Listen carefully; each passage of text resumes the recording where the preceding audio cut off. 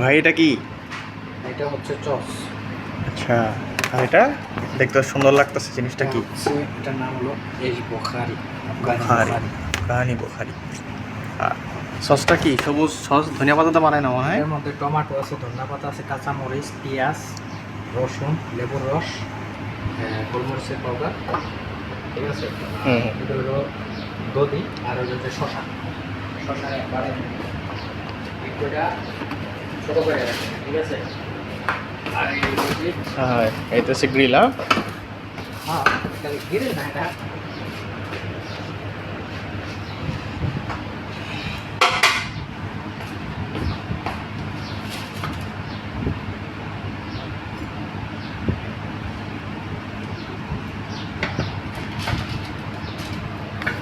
আফগানি মুরগি,